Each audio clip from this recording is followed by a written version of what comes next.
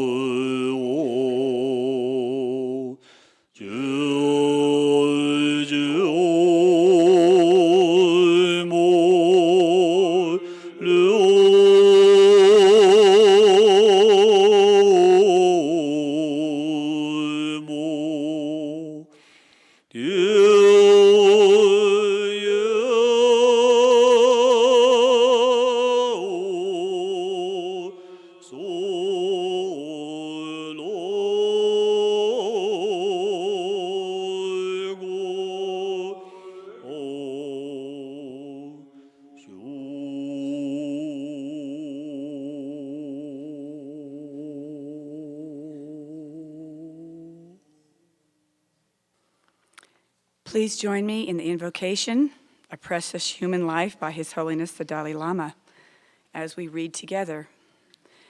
Every day, think as you wake up, today I am fortunate to have woken up. I am alive. I have a precious human life. I am not going to waste it. I'm going to use all my energies to develop myself, to expand my heart out to others, to achieve enlightenment for the benefit of all beings. I'm going to have kind thoughts toward others. I'm not going to get angry or think badly about others. I'm going to benefit others as much as I can.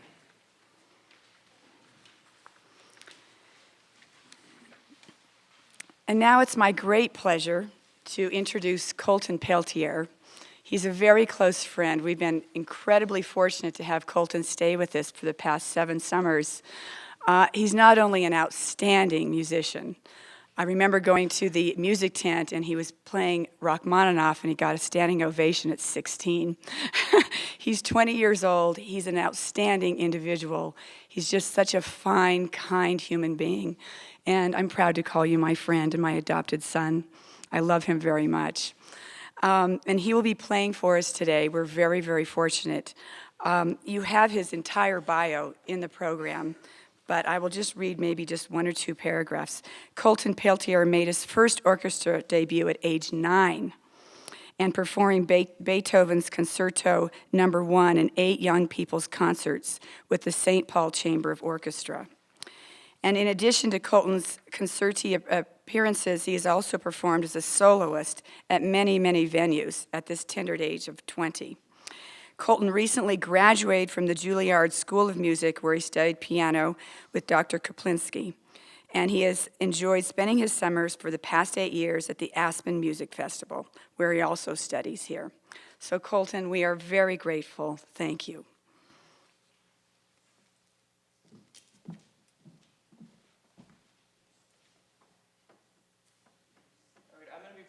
Bach Toccata in C minor to start with, and then the second piece I'll be doing is Liszt Mephisto Waltz, and that's after the sermon, right? Sounds good.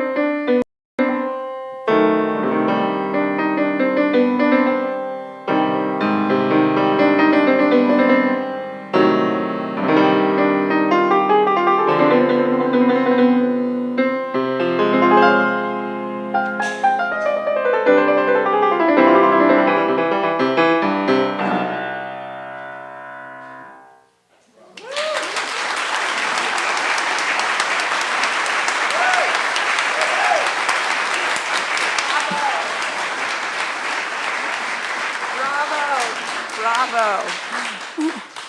That's a tough act to follow. And he beats me in Rummy Cube. Bravo.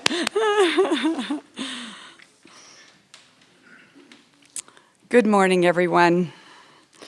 First, I'd like to thank our distinguished guest, of course, Khentrul Rinpoche, and the monks from the Drepung Losaling, and Colton Peltier for graciously joining us today. Thank you, thank you, thank you. What a day we're going to have. Thank you. And now I'll attempt to give you a brief history of Buddhism and the core values that all the varieties of Buddhism have in common.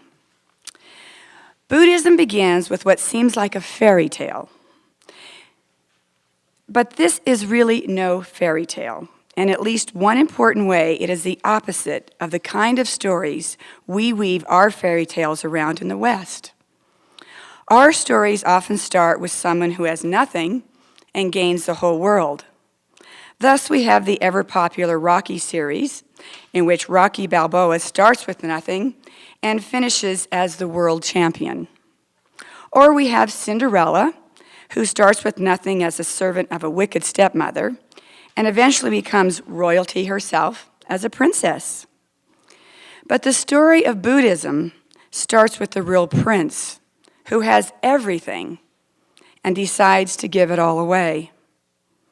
The prince's name is Siddhartha, who is also known as Shakyamuni, which means the sage of the Sakya clan. The story occurs around the 6th century BC, which is often called the axial age of greatness, when Confucius was alive.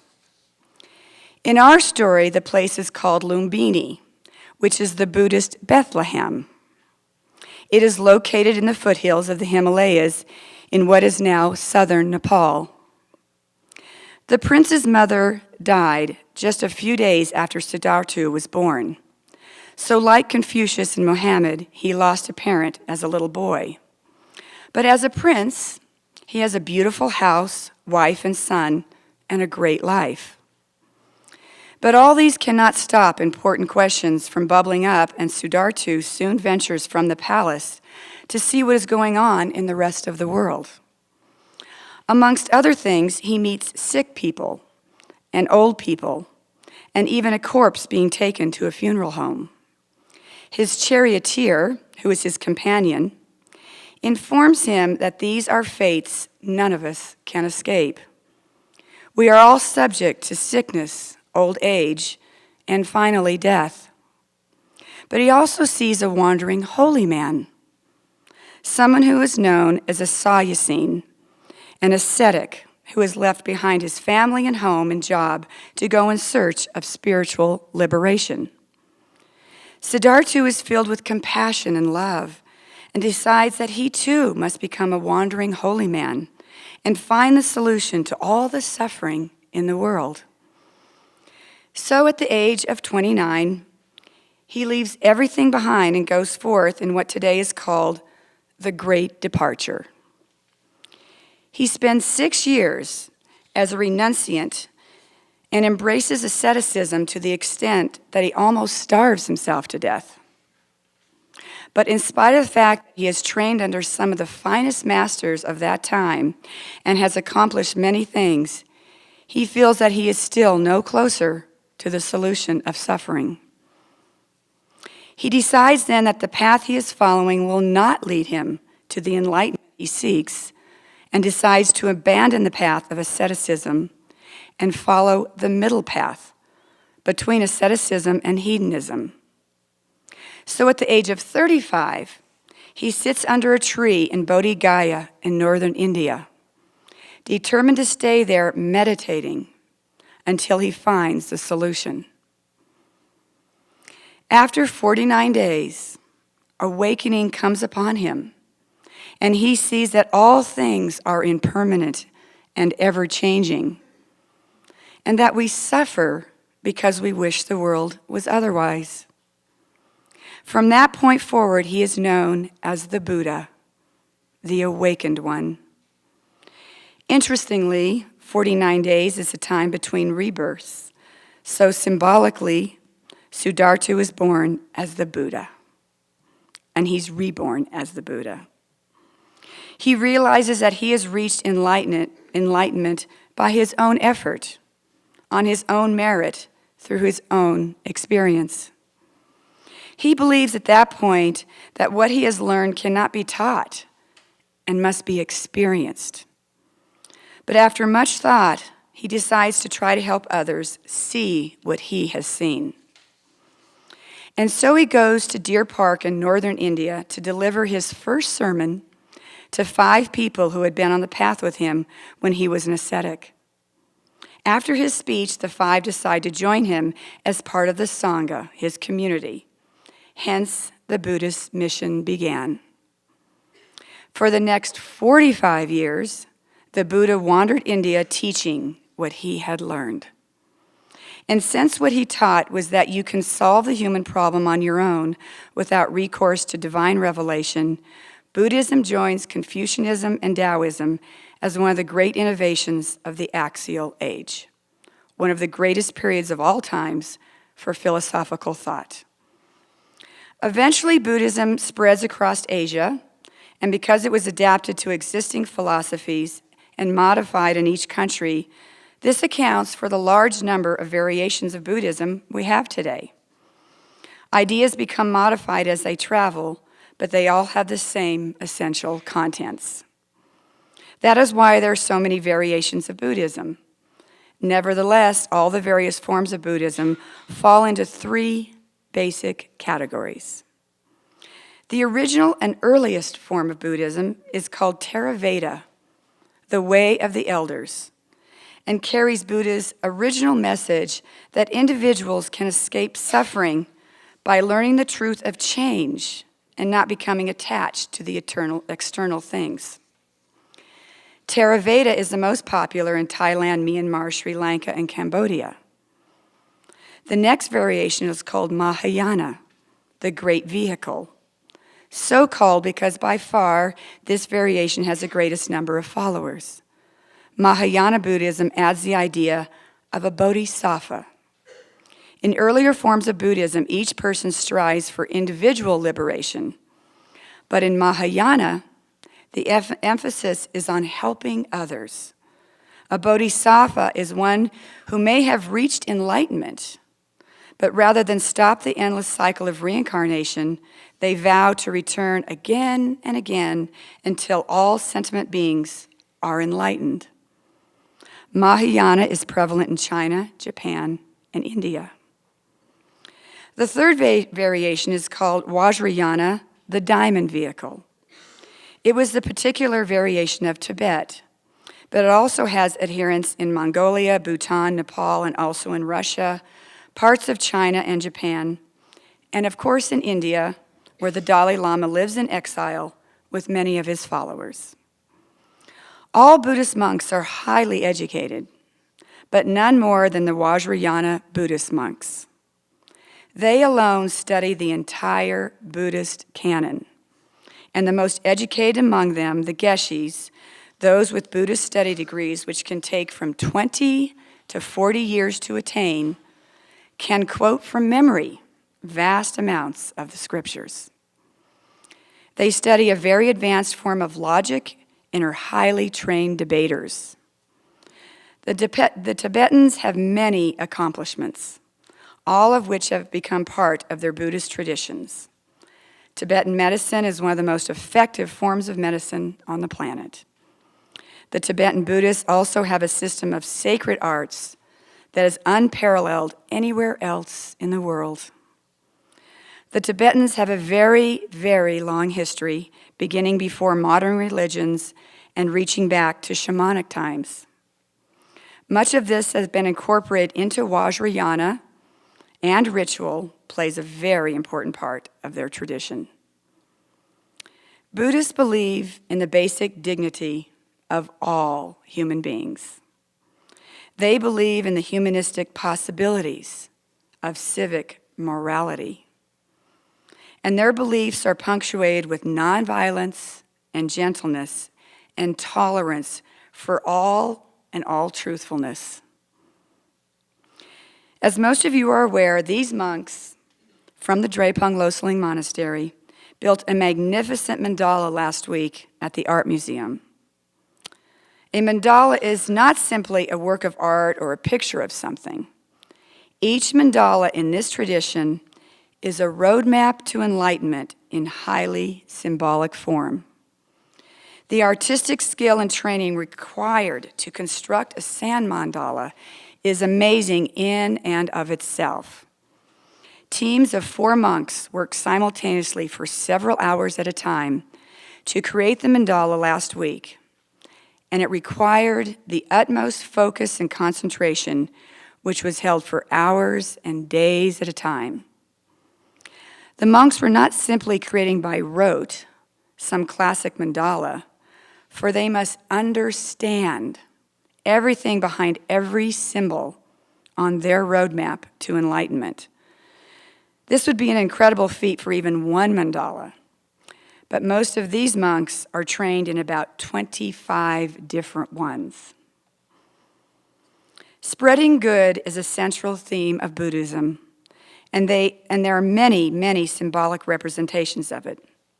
Most of you have seen prayer flags.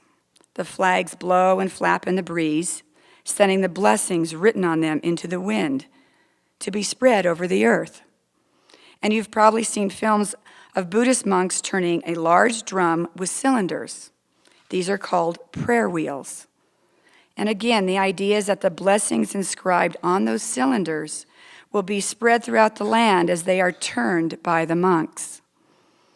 Remember, the monks have as their goal not just to do good things that are for the benefit of others, but also to make sure that there is nothing that harms anyone.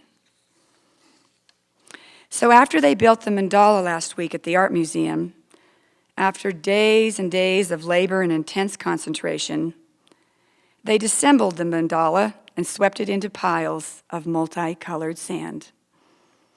This symbolized one of their basic principles: the impermanence of all things. They didn't get attached to their artwork. They didn't frame it or preserve it for posterity. They destroyed it. Non-attachment to the things of the world is a core Buddhist principle. The monks put some of the sand from the mandala into small envelopes and gave it away so we could carry those blessings away with us into our lives. Then they took the rest of the sand and scooped it up into a beautiful ritual vase. The ceremony continued with the procession to the Roaring Fork, where they placed the sand into the river, which, like the prayer flags and prayer wheels, now spread the blessings throughout our valley. This water also evaporates, rising into the sky and falling back again, raining blessings on the earth. So again, our monks have brought us a great gift, and we are extremely grateful to them. Tashi delay and bless you all.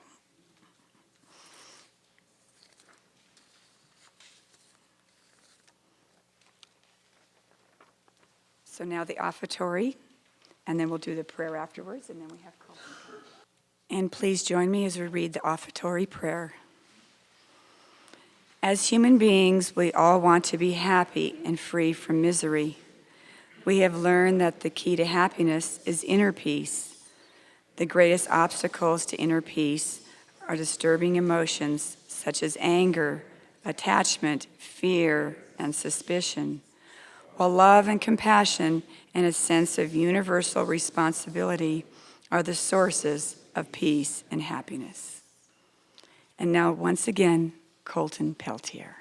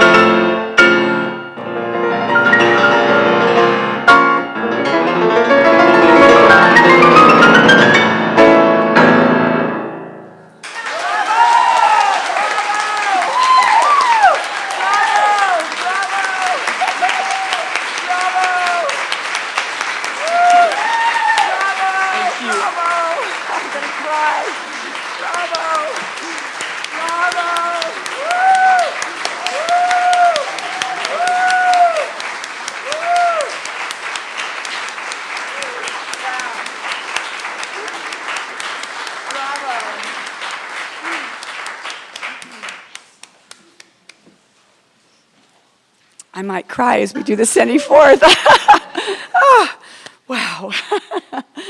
I'm speechless. Thank you, thank you.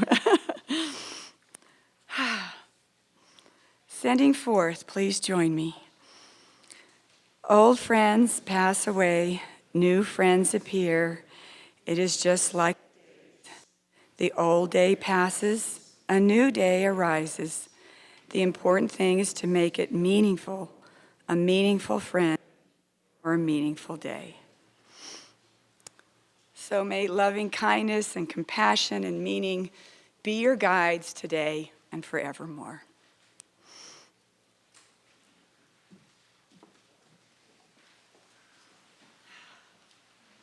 Thank you.